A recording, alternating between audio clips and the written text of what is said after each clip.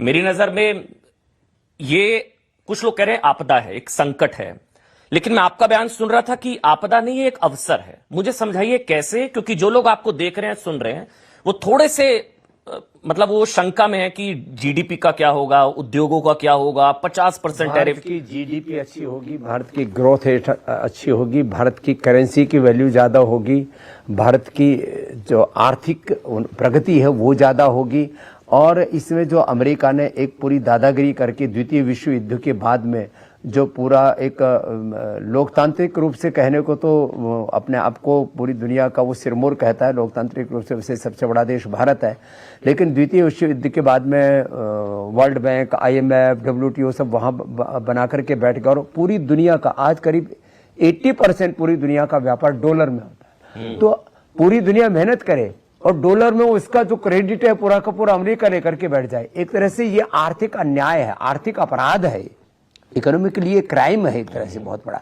और मैं तो इसको राजनीतिक दृष्टि से भी, नैतिक दृष्टि से भी, मानवीय दृष्टि से भी एक पाप और अपराध मानता हूं कि एक देश पूरी दुनिया के लोगों के श्रम को, उनके को कुचलता हुआ, उनके स्वाभिमान को कुचलता हुआ अपने आप को जो है आगे बढ़ा रहा है। तो ये एक तरह से इस सदी की एक सबसे बड़ी राजनीतिक त्रासदी है।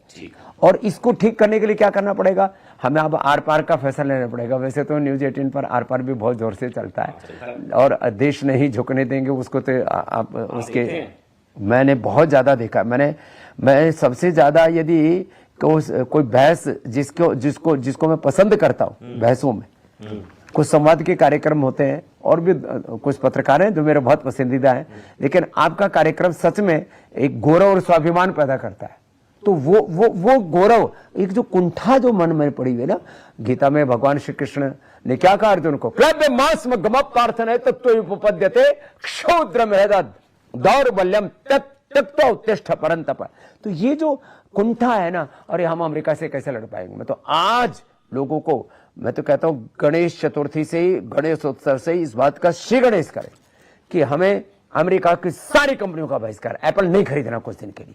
जो पहले वाले हैं वो चलेगा भी, वहां की कंपनी बगावत कर रही है, उनका तो स्वागत कर रहे हैं ना हम लोग। सुनो, एप्पल का मत खरीदो अभी थोड़ी देर, अरे एक बार सारे अमेरिका की सारी कंपनियों का बहिष्कार करो तो अमेरिका में बगावत हो जाएगी ट्रंप के खिलाफ। हमें उन कंपनी को भी खिलाफ नहीं, वापस मैं कह रहा हूं। अच्छा, आप कोका कोला से लेकर के पेप्सी, माने मैकडॉनल्ड्स के काउंटर्स पर ग्राहक नहीं दिखाना चाहिए। अरे अपने घर की रोटी खा लो, दाल रोटी सब्जी ज्यादा चाहिए, थोड़ी देर एक बर्गर पिज्जा नहीं खाओगे तो पेट और अच्छा हो जाएगा, हेल्थ अच्छी हो जाएगी, इंप्रूव हो जाएगी।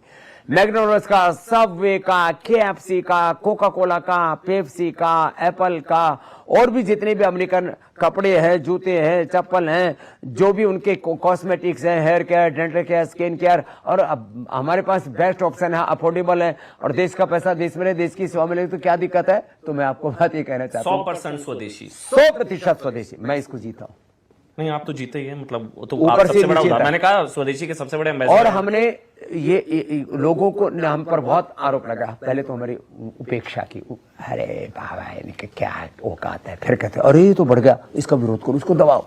तो उपेक्षा और जो है विरोध के पूरे संघर्ष से हम गुजरते हुए यहाँ तक पहुंचे और हमने कहा हमारा सारा अर्थ परमार्थ के लिए, हम बिना अर्थ के तो व्यर्थ होगी जिंदगी और अनर्थ होगा जीवन में। अर्थ परमार्थ में लगना चाहिए, स्वार्थ में नहीं लगना चाहिए। इसका संकट तो है ना, ये तो मैं अब उसी बात मैं उस पर जो आपने कहा ये अवसर है, मैं पूछ रहा हूं ये मेक इन इंडिया, मतलब ये टैरिफ ऑन इंडिया का जवाब हो सकता है मेक इन इंडिया या मेक इन इंडिया की दहाड़ में? आपने बताया अवसर है, अवसर कैसे मुझे समझाइए, मैं समझने आया। वर्ल्ड का मैन्युफैक्चरिंग हब बनाओ भारत को, दुनिया की फैक्ट्री भारत, सारी चीजों में। मैंने पहले तो एक बार तो अमेरिका को ठिकाने लाने के लिए पहले तो उसको शरणागत करो, नतमस्तक कराओ, और उसके बाद में सारी दुनिया का मैन्युफैक्चरिंग हब भारत में बनाओ। भारत में मैन पावर इतनी सस्ती है, और सुविधाएं दे दो। चाइना की तरह उनको लैंड में मुफ्त में दे दो, बिजली में मुफ्त में दे दो। हमारे यहाँ पर बिजली खूब पैदा हो रही है, अब तो सोलर इतना ज्यादा एनर्जी पैदा हो गई है हमारे पास में, बिजली वाली भी क्या पानी वाली बिजली भी बहुत पैदा हो गई है। सब कुछ हमारे पास में इतना सब कुछ है। और बाकी हमारे कोयला वाली भी बिजली खूब है, बिजली भी उनको मुफ्त में दो, लैंड भी मुफ्त में दो, उनको और बहुत सारी सुविधा, टैक्सेशन में भी छूट कर दो, मैन्युफैक्चरिंग हब बना दे, मैन्युफैक्चरिंग हब बना दो, जैसे चाइना ने किया। चाइना ने बहुत इसमें पहल किया। आज अलग अलग देशों में 25, 50, 80% तक दुनिया के बाजारों में उसके कब्जा है। हाँ। तो उसको पूरा चाइना का, इसमें देखो कुछ अच्छी चीजें कहीं से भी सीख सकते, क्या दिक्कत है। तो भारत को एक तो मैन्युफैक्चरिंग हब बनाओ, हेल्थ में, एजुकेशन में, रिसर्च में, एग्रीकल्चर में, इंडस्ट्री में, पूरी दुनिया के लोग आकर के भारत में पढ़े, ऐसे स्कूल, कॉलेज, यूनिवर्सिटी ना बनाओ। पूरी दुनिया के लोग उपचार के लिए भारत में आए, खाली मॉडर्न उपचार के लिए नहीं।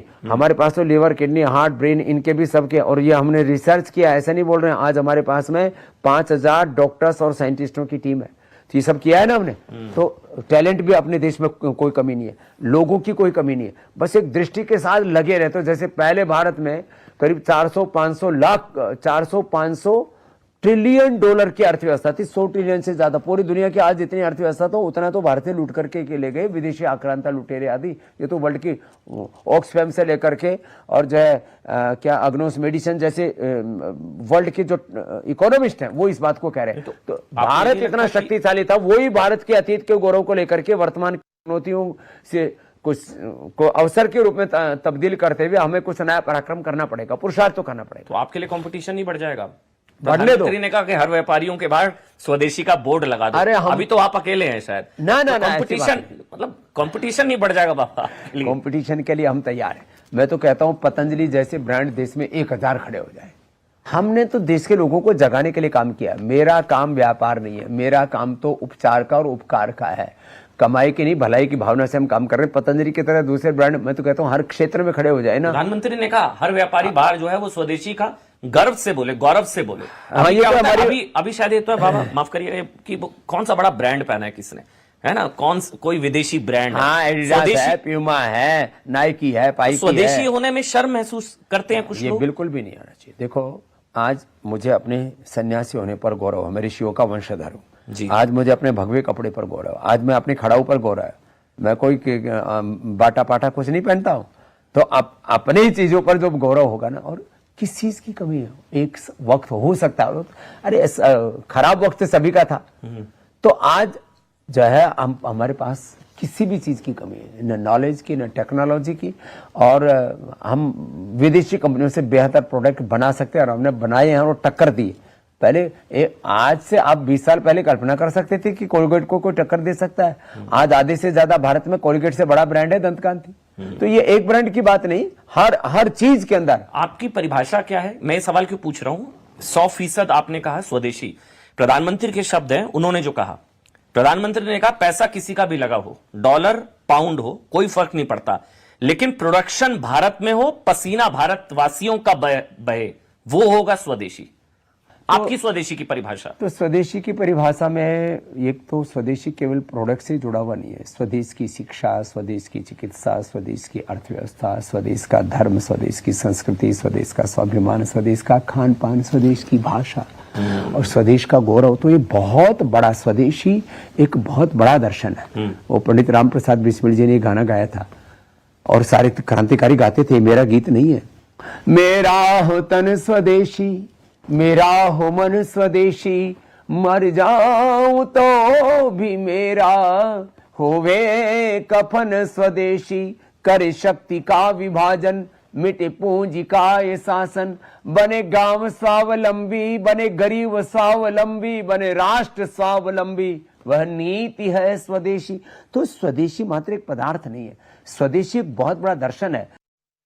हमारी कृषि व्यवस्था पर आज भी विदेशी कंपनियां, मोनसेंटो जैसी कंपनियां कब्जा जमाना चाहती है। अमेरिका यहां पर आना चाहता है। तो स्वदेशी कृषि, स्वदेशी गाय, स्वदेश के अपने डेयरी, माने इंडस्ट्री के हर एक पहलू से और सारी व्यवस्थाओं के पहलू से, माने मीडिया से लेकर के विधायिका, कार्यपालिका, न्यायपालिका में, मीडिया में तो हम कहते हैं स्वदेशी लोग होने चाहिए। यहाँ पर एमएलए, एमपी, कोई प्रेसिडेंट और जो प्रधानमंत्री, पीएम जो है वो विदेशी नहीं हो सकता। तो ये राजनीतिक आजादी नहीं, मैं तो कहता हूँ शिक्षा की गुलामी, चिकित्सा की गुलामी, आर्थिक, वैचारिक, सांस्कृतिक गुलामी, ग्लानि, कुंठाओं से देश को बाहर उभारना है। और मैं तो कहता हूँ लोगों को शर्म आनी चाहिए कि जो विदेशी ब्रांड यूज करते हैं, जो कॉन्वेंट स्कूलों में अपने बच्चों को पढ़ाते हैं और जो भारतीय शिक्षा बोर्ड से संबद्ध विद्यालयों में अपने बच्चों को नहीं पढ़ाते, उनको एक अपराध बोध होना चाहिए कि हम देश के साथ गद्दारी या कृतज्ञता कर रहे हैं। जो मैकाले पाप करके गए, जो अंग्रेज पाप करके गए, वो सारे पाप के हम पोषक बने हुए, ये तो ठीक नहीं।